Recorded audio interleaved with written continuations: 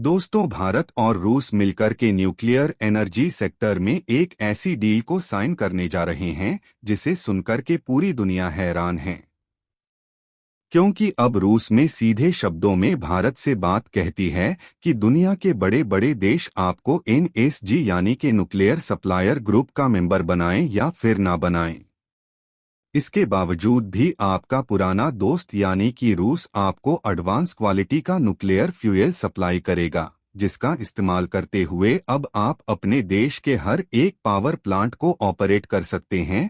और वो सभी देश जो भारत को न्यूक्लियर फ्यूल देने में आनाकानी करते थे, उनके लिए अब कई दिक्कतें पैदा हो सकती हैं। आपको याद होगा, कुछ ही सालों पहले भारत ने कनाडा के साथ एक इम्पोर्टेंट डील की ताकि हम कनाडा से न्यूक्लियर फ्यूल को इंपोर्ट करा सके।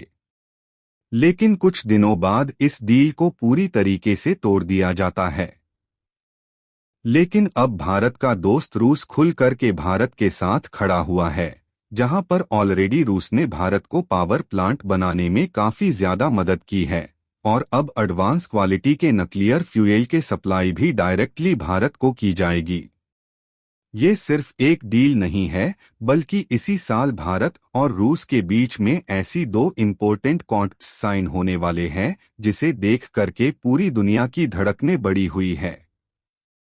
क्या है पूरी रिपोर्ट, इस वीडियो में जानते हैं। बस हमें सपोर्ट करने के लिए इस वीडियो को छोटा स्ट्राइक और चैनल को सब्सक्राइब जरूर कीजिएगा। दोस्तों, जैसा कि आप जानते होंगे कि बिना हम एनपीटी को साइन किए हुए एनर्जी का मेंबर नहीं बन सकते हैं। इसके बावजूद भी दुनिया भारत को एनर्जी का मेंबर बना देती है, तो चीन पाकिस्तान को भी एनएसडी का मेंबर बना देगा। अब एक बार को दुनिया भारत पर भरोसा कर सकती है कि भारत न्यूक्लियर फ्यूल का इस्तेमाल करते हुए सिर्फ पावर सेक्टर में इस्तेमाल करेगा, लेकिन पाकिस्तान उस फ्यूल का किस तरीके से इस्तेमाल कर सकता है, इसके बारे में किसी को भरोसा नहीं है। इसलिए भारत अभी तक स्ट्रगल कर रहा है इसका मेंबर बनने के लिए, लेकिन रूस ने इसका समाधान निकाल दिया है।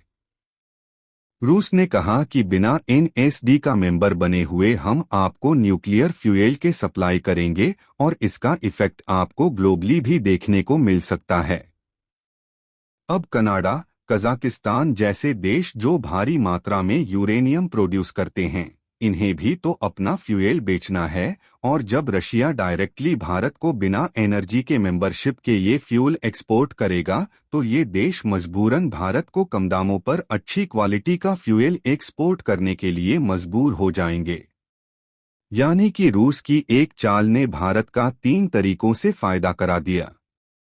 इसके अलावा दूसरा इम्पोर्टेंट कॉन्ट्रैक्ट की बात की जाए तो रशिया इस ओनली वन कंट्री जिसके पास फ्लोटिंग न्यूक्लियर पावर प्लांट बनाने की तकनीक है, और रशिया ने कई ऐसे प्लांट्स बना करके रखे हैं जिसका इस्तेमाल वो अपनी अलग अलग लोकेशंस पर करता है।